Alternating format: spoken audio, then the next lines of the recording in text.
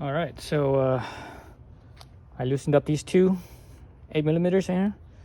So I think I'm gonna have the BarkBuster mounting between here.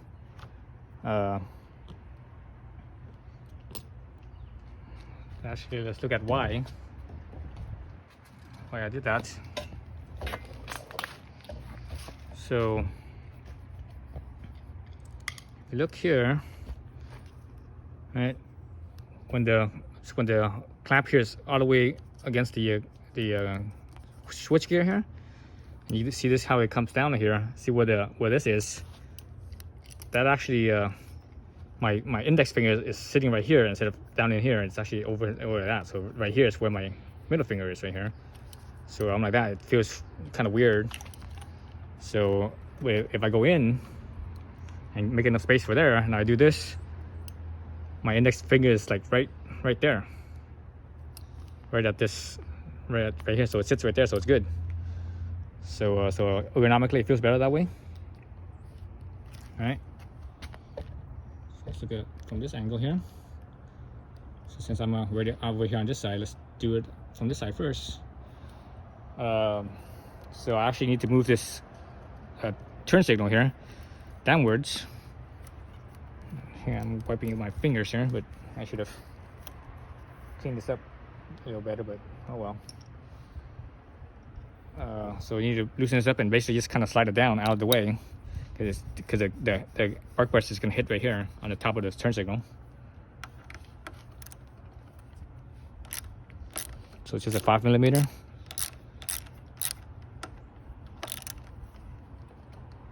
Nope. It's more than just a 5mm. So the other side has a 8mm. The other side has an 8mm. So that's why it wasn't loosening. So there's a nut on the other side for the 8mm. Loosen that up. You might want to loosen your little cable tie here, and this thing is actually on the other side here. Just kind of this little tab right here. You just kind of lift this up a little bit, and it'll loosen up. Right. So now this should be loosened here. Should I just slide this down? Well, it's rubber, so it's gonna be kind of sticky. Kind of hard to slide down because it's rubber. Let's see if I could. No, that's pretty loose already. I think I'm getting looser than that. So I took it off. Actually, I think I might have to, just to make it easier on myself. So take that off all the way. So that little nut is the little acorn nut.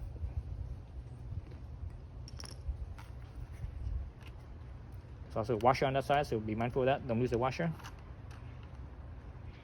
Washer on the nut side. Actually no, it's not a washer. It's it's one of those God, what do they call those things? It's one of those things where it's kind of a spacer / washer at the same time. Come on. Again, this thing it's rubbery, so it's sticky. So you can see it moving around. I wonder if there's a little pinhole right here. There might be a little pinhole, just like the handlebar controls. There's like a little hole in the handlebar, and it just sticks there, and it doesn't let you move around. So oh, never mind. There's actually a little mounting bracket right here, so it doesn't move. It's right there. It's stuck. Just stuck. So this can't move. Oh, that sucks. That's interesting. I'm surprised I did that. Very surprised I did that. I guess the good thing is, I think the reason why they did that is because it's basically easy to mount this turn signal, so that way it's always in the same location. That's because they did that for manufacturing purposes. But for our purposes, at least what we want to do, if we want to do any work with this, you do either leave it in place, or you cut this off with an angle grinder, flap sander, or not flap sander, a cutting disc. Cut this off and grind it and sand it until it's smooth. And yeah, obviously you have to repaint it, otherwise it'll rust right there. So it's okay. So it's It's more involved than I had anticipated. I did not expect that. I did not expect this thing to have that little tab.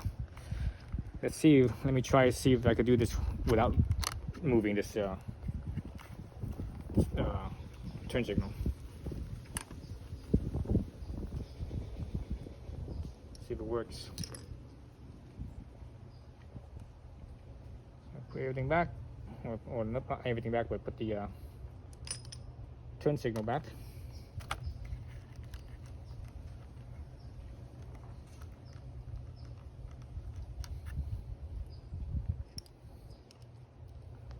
Okay, this kind of sucks. Now it's more work. It's more work. It's more work and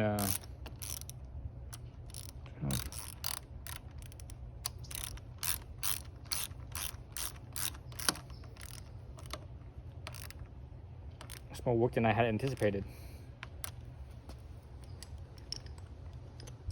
Okay, that didn't work. Right, so I have to figure out something with here then. Maybe I could turn the BarkBuster slightly up a little bit. Let's see how that works. I think I should assemble the BarkBuster first. So let me assemble the BarkBuster first. So let's go back to the back to this side here and put this together.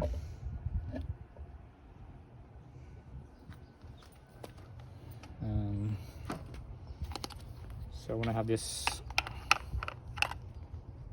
fitted, so that way, again, that clearance right here, that's the problem. So this wire actually clears the BarkBuster. That's pretty good. It barely touches, so that's pretty good. And here we have our bracket, right, and the two nuts, or excuse me, the 2 bolts. Looks like you strapped Allen key there. So let's just slip this bracket underneath right here. Whoa. Camera's not stable right there where it's sitting. Almost fell over there. So now on the back side here, on the back side, you guys can't see it, but there's some cables. So make sure that this bracket right down here, the cables can go through like so. Then the bracket loops like that. So don't have the cables, you know. You don't want to tighten down on your cables. You're gonna mess up your cables there. So let's screw the bolt on a few turns just to hold it in place.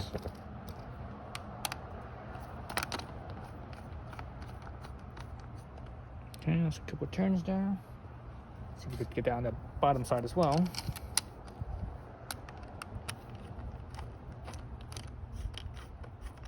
Okay, got a few turns, so that's good. So, man, this bracket's like getting hung up. Let me straighten this out. Let's see. I wish you guys could see it from there. So let's go back to this side.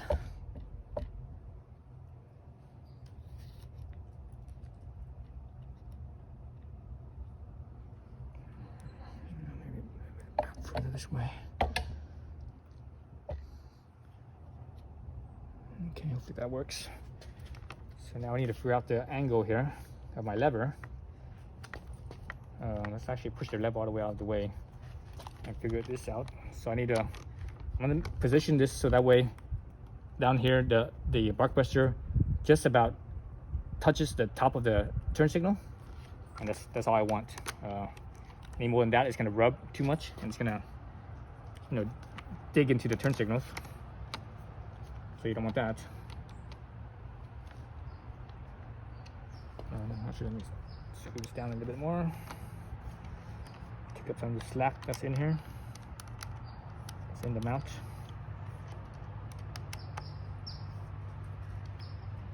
Okay, so that's most of the slack right there. It still wiggles a little bit, so that's good. I can still turn it like so. So I turn up, I can see the clearance. So it might be too high. It's actually, yeah, it is too high. So I'm gonna turn it down. Turn it down a little bit more. I'm turning it down until it just about touches, and that's it. I don't want it to be any more than that, because I don't want all that rubbing. Well, just light rubbing should be all right, but I don't want, like, heavy rubbing.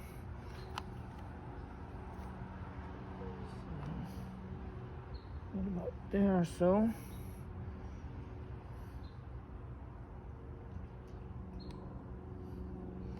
I think that's pretty good right there. So I'm looking at the two spacing on the where the bolts are. I want to make sure those two spaces stay even as I screw this down.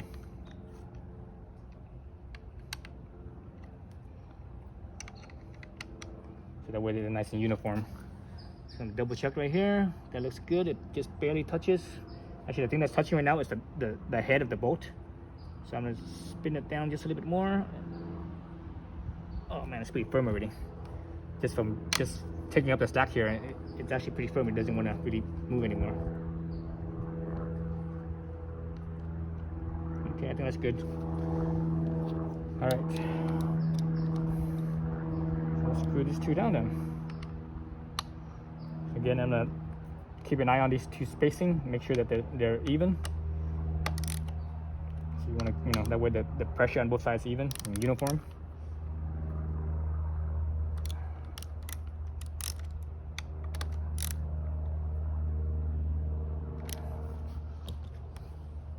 Double check here again, so that's good. So hopefully I hope this won't rattle too much. We'll see. If it rattles, I will have to spin it slightly up a little bit. It's actually really up kind of high right now the way it is, I think. Well, actually I haven't readjusted my lever yet. So let me readjust my lever real quick.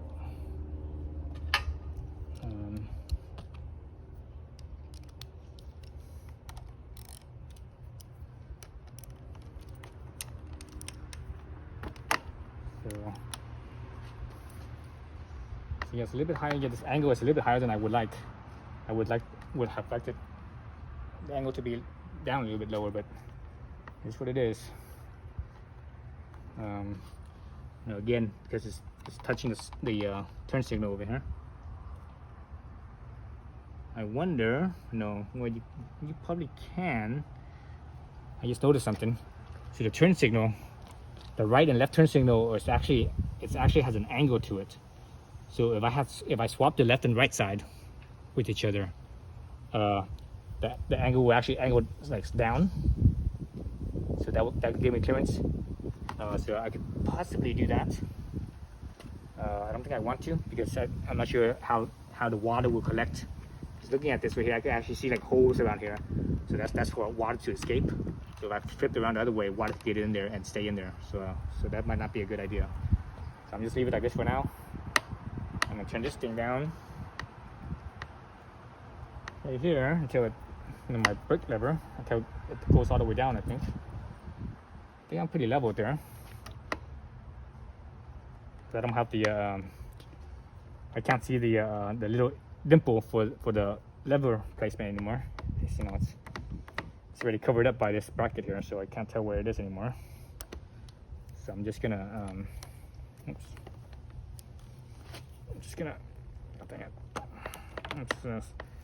rotate it all the way downwards until it hits on this other side back here, on the bottom down here, it actually hits the just about hits the BarkBuster, just shy of hitting it.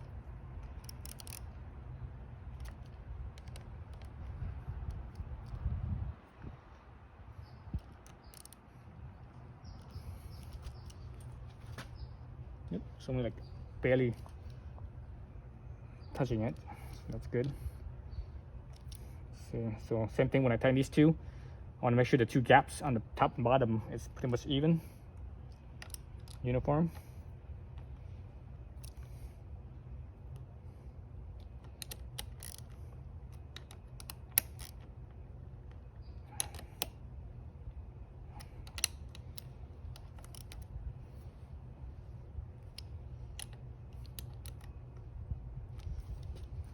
And that's it.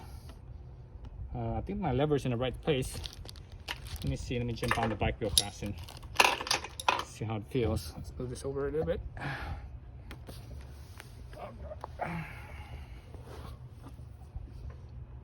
Yeah, it still feels good.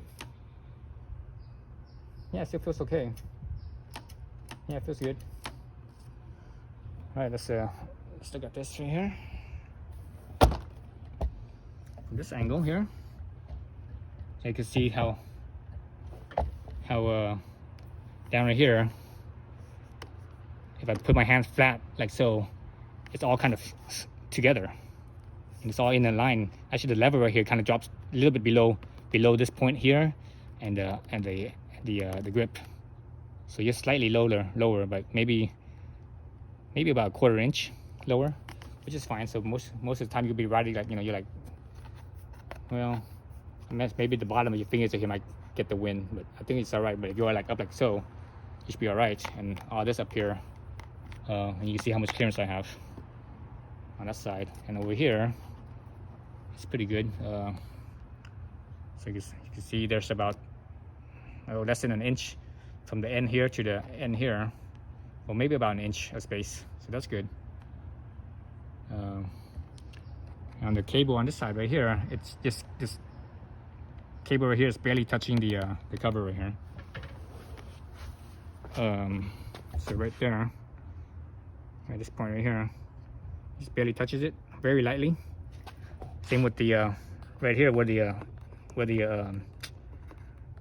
see that it just barely touches, and it doesn't even touch the BarkBuster itself or the thing. It actually touches the head of the bolt, just barely kisses it.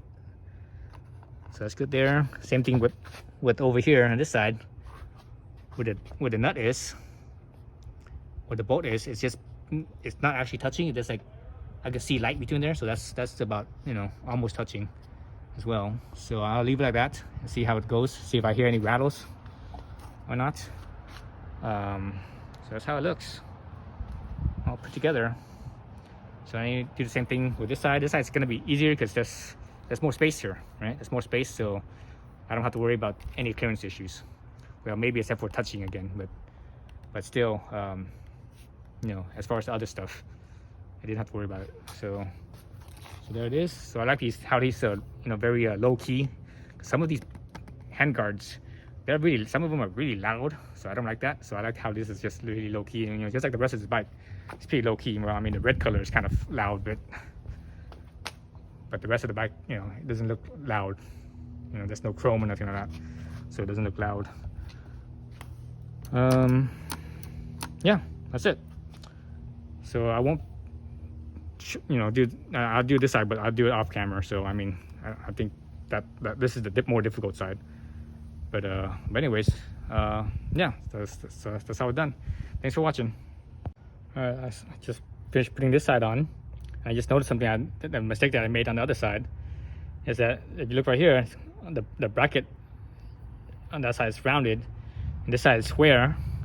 So I need to actually loosen this up, and the bracket back there, I need to flip it back the other way, so that way it's rounded too. So I didn't see that when I was putting this on. I didn't notice it until I was putting this side on. Then I noticed it. So anyways, and I need to straighten up figure out where the mirror is supposed to be, because right now you won't know that until you're riding the bike. Right now that the ground that I'm on is actually not level. It's actually slightly upward angled. So I need to level, put the bike on a level spot. Otherwise, that's about it. I'm pretty much done. Actually, let's look at this side as well. So same thing with this side. My fingers down here, it's not really covered up, because this thing barely drops on the outside of here. It drops below the grip, but on the inside, it's right level with the grip. Over here on the inside, it's right level with the grip on the inside. So obviously, if your fingers are dangling down like this, you still feel the cold. So but up over here, it's away. Up over here, it's away. So on this side, you can see how this piece here is not leveled. It's kind of angled downwards. Again, the bike starts on the level ground anyways, but if I do level it, it won't rotate up that much because you know where I'm at is actually not, it's not that steep. So once I level out the bike, this grip will probably be something like that maybe, but it's still, you know, still not going to be leveled. So it is turned up a little bit. So right there, it just barely just touches. And so I'm hoping that it's not going to be rattling too much right here. Yeah, so that's it. That's how I got to show. So I should just step back a little bit. So it doesn't look too bad. It is a little bit bigger than the other styles. I think the other styles are a little bit more compact, a bit, you know, not as high. But you know, I want to make sure I keep the wind completely off of my hands, because that windshield factor does make a difference when you're riding in the cold. All right, that's it. Thanks for watching.